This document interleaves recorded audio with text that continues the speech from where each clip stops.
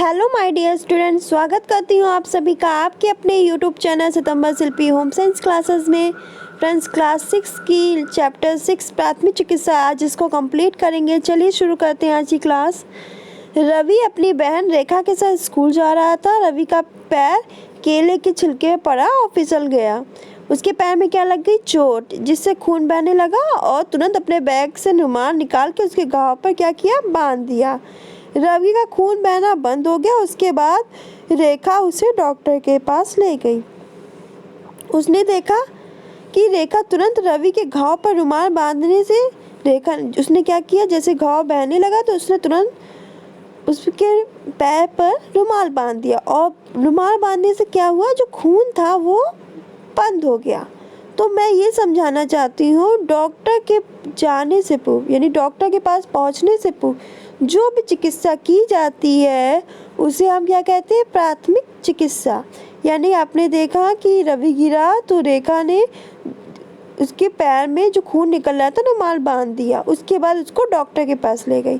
तो डॉक्टर के जाने से पूर्व यानी डॉक्टर के पास पहुंचने से पूर्व जो भी चिकित्सा हम करते हैं उसे हम प्राथमिक चिकित्सा कहते हैं। प्राथमिक चिकित्सा उस चिकित्सा को कहते हैं हम लोग जो दुर्घटना स्थल पर डॉक्टर के देखने से पूर्व की जाती है। यानी कि प्राथमिक चिकित्सा उस चिकित्सा को कहते हैं जो दुर्घटना स्थल है उस पर डॉक्टर के देखने से पूर्व जो की जाती है। प्रायः हमारी असावधानी से कोई ना कोई दुर्घटना होती रहती है। यानी कोई भी असावधानी है उससे कोई ना कोई दुर्घटना होती रहती है। जैसे कभी ब्लेड है या चाकू से उंगली कट जाती है, सीढ़ियों या ऊंचे स्थानों से गिरकर हाथ पैर की हड्डियां टूट जाती हैं, मधुमक्खी है, बिच्छू है, सांप है, कुत्ते के काटने पे क्या होता है? विष फैल जाता है, जहर फैल जाता है, पानी में डूबने पर बेहोशी आ जाती है, गर्म चीज़ों से हाथ पैर जल जाते हैं। ऐसी स्थिति में क्या तुरंत प्राथमिक उपचार की क्या होती है? आवश्यकता होती है। यदि स्थिति गंभीर हो जाती है तो दुर्घटना को गंभीर होने से क्या किया जा सकता है? रोका जा सकता है। यानी ये कह रहे हैं कि अगर ऐसा ना हो तो स्थिति गंभीर हो जाएगी। अगर हम प्राथमिक उपचार ना करें तो क्या होगा? जो कंडीशन है वो और बिगड़ जाएगी। इससे दुर्घटना को प्राथमिक चिकित्सा से हम जो दुर्घटना है उसको हम गंभीर होने से रोक सकते हैं। ऐसी स्थिति में उपचारकर्ता के पास कुछ महत्वपूर्ण वस्तुओं का होना बहुत जरूरी है।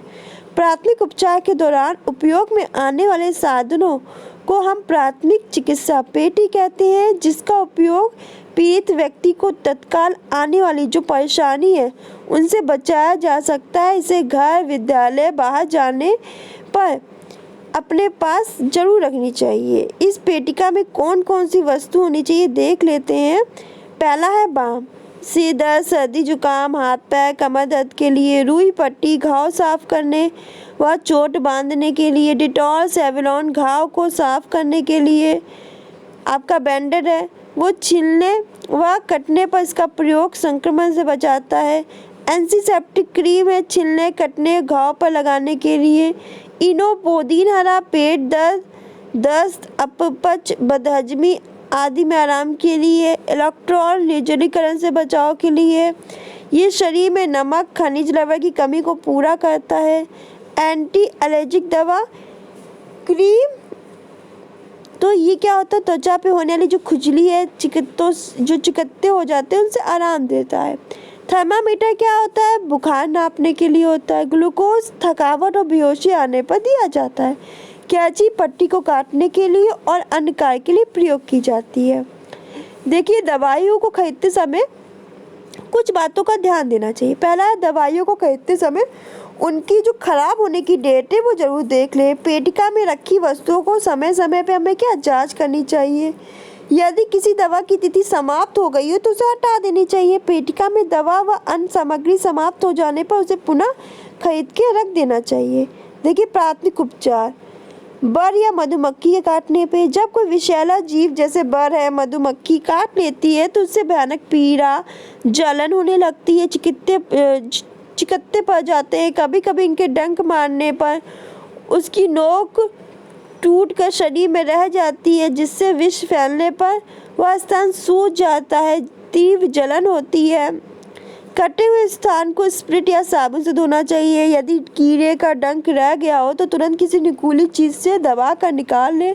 इस बात का ध्यान दें कि उस स्थान को इतना अधिक ना दबाया जाए कि शरीर में विष और अधिक फैल जाए। घाव को खरोंचना खुजलाना नहीं चाहिए, इससे संक्रमण बढ़ने की संभावना रहती है। घाव पर हल्का अमोनिया या नौसादर चूने को बराबर मात्रा में लेकर लगाना चाहिए। उसके ऊपर 2-4 बूंदें पानी की डाल देनी चाहिए। गंभीर स्थिति में बारी बारी से ठंडा और गर्म शेक जो होती है वो जरूरी होती है। प्राथमिक उपचार के बाद रोगी को तुरंत डॉक्टर के पास ले जाना चाहिए। बिच्छू का काटना। बिच्छू की पूंछ में वक्राकार दंड होता है। याद रखिएगा, जो बिच्छू की पूंछ होती है उसमें वक्राकार दंड होता है। जब बिच्छू डंक मारता है तो वहाँ विष छोड़ देता है, यानी जहर छोड़ देता है। और ये जहर किस पे, इंपॉर्टेंट लाइन, नाड़ी तंत्र पर प्रभाव डालता है।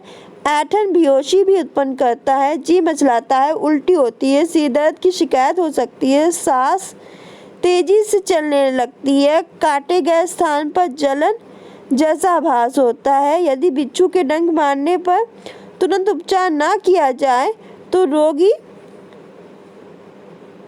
की मृत्यु भी हो सकती है। उपचार काटने वाले स्थान से थोड़ा ऊपर कसकर पट्टी बांध देनी चाहिए, जिससे जो विष है वो पूरे शरीर में नहीं फैलता। कटे हुए स्थान पर बर्फ रख देने से भी दर्द का अनुभव कम होता है। प्राथमिक उपचार करने के तुरंत बाद डॉक्टर के पास जाना चाहिए। कुत्ते का काटना, देखिए प्रायः कुत्ते छेड़ने पर काट लेते हैं। आप कुत्ते को छेड़ोगे तो वो काट लेंगे, लेकिन यदि कुत्ता पागल है तो बिना छेड़े हुए भी काट सकता है। पागल कुत्ते को पहचानना सरल है। यदि ध्यानपूर्वक देखें तो पागल कुत्ते की पूंछ झुकी होती है, चेहरा भयानक होता है, उसके मुंह से झाग निकलता है, वह अकारण ही भौंकता रहता है। पागल कुत्ते के काटने पे हमें कुछ लक्षण दिखाई देते हैं। रोगी को पानी से डर लगता है, गले में दर्द होता है, भोजन निगल नहीं पाता है। उपचार क्या करने चाहिए? पागल कुत्ते के काटने पर जो घाव को तुरंत साबुन या स्प्रिट से धोना चाहिए। रोगी को तुरंत अस्पताल भेजकर रेबीज का जो इंजेक्शन है वो लगवाना चाहिए। इसमें बिल्कुल भी हमें देर नहीं करना चाहिए, असावधानी नहीं करनी चाहिए, क्योंकि कुत्ते के काटने से हाइड्रोफोबिया नामक भयानक रोग हो जाता है। इंपॉर्टेंट लाइन, सांप का काटना। देखिए, सांप के काटने पर जो जहर है, विष है, वो विष की कुछ बूंदें शरीर में प्रवेश कर जाती हैं। कटे हुए स्थान पर दर्द के साथ सूजन आ जाती है, त्वचा का रंग भी बैंगनी हो जाता है।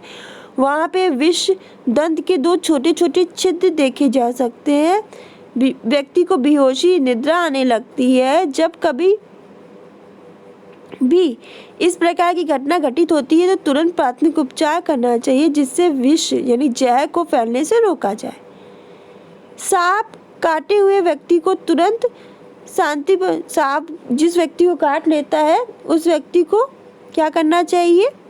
तुरंत शांतिपूर्वक लिटा देना चाहिए, उसे सोने नहीं देना चाहिए। ये नहीं कि उसे सुला दो, नहीं।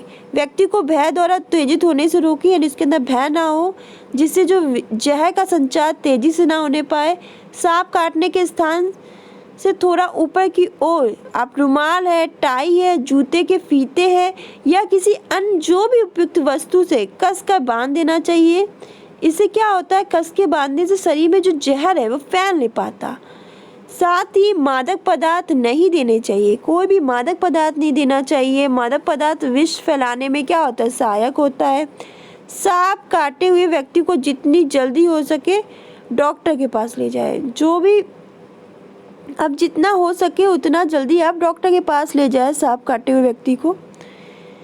विषैले कीड़े जंतु के काटने पर अंधविश्वास में पड़ के जो झाड़ फूक नहीं करानी चाहिए, यानी कि आप अंधविश्वास में पड़ जाओ और झाड़ फूक करा दो, नहीं, बल्कि प्राथमिक उपचार के बाद तुरंत ही डॉक्टर से इलाज कराना चाहिए। यानी आप तुरंत ही डॉक्टर के आने से पूर्व जो भी प्राथमिक उपचार करते हो उसको करने के बाद तुरंत ही हमें जो डॉक्टर है उससे हमें ज़रूर इलाज कराना चाहिए। कोई ये नहीं तंत्र अंधविश्वास में पड़ के आप उसमें अपना मरीज को नुकसान पहुंचा रहे हो, ऐसा नहीं करना चाहिए। अब कुछ क्वेश्चन है, मैंने चैप्टर फिनिश कर दिया है, आपको क्वेश्चन आंसर का रिप्लाई कमेंट बॉक्स में जरूर देना है। इलेक्ट्रॉल का प्रयोग से बचाव हेतु किया जाता है। इलेक्ट्रॉल का प्रयोग किसके बचाव के लिए किया जाता है? थकावट या बेहोशी आने पर दिया जाता है। क्या दिया जाता है? डॉक्टर के आने से पहले क्या दिया जाता है? घाव को खरोंचना खुजलाना नहीं चाहिए। बताइए सही है कि गलत? बिच्छू के पूंछ में वक्राकार दंड होता है। रिप्लाई दीजिएगा। सड़क पे केले का छिलका फेंक देना चाहिए। यस या नो जरूर आंसर दीजिएगा। मधुमक्खी के काटने शरीर पे चिकत्ते पड़ जाते हैं, तो इसका आंसर दीजिएगा। अब ये क्वेश्चन का आंसर जरूर दीजिएगा कि पागल कुत्ते के काटने से कौन सा रोग हो जाता है। ये इंपॉर्टेंट है, क्वेश्चन पूछ सकता है। डॉक्टर के आने से पहले दी जाने वाली उपचार को क्या कहते हैं या चिकित्सा को क्या कहते हैं, इसका आंसर भी आपको देना है। तो इसी के साथ जो आपका लेसन 6 था फिनिश हो गया। कल हम लोग सिलाई कला के बारे में पढ़ेंगे अच्छी तरह से। तो फ्रेंड्स आज के लिए बस इतना ही। वीडियो अच्छी लगे तो लाइक करें, चैनल को सब्सक्राइब करना बिल्कुल ना भूलें। आप चैनल को सब्सक्राइब करोगे तभी आप मेरी लाइव क्लास ले पाओगे। रोज़ शाम 4 बजे मेरी लाइव क्लास होती है, तो ज़रूर अटेंड किया करें। धन्यवाद।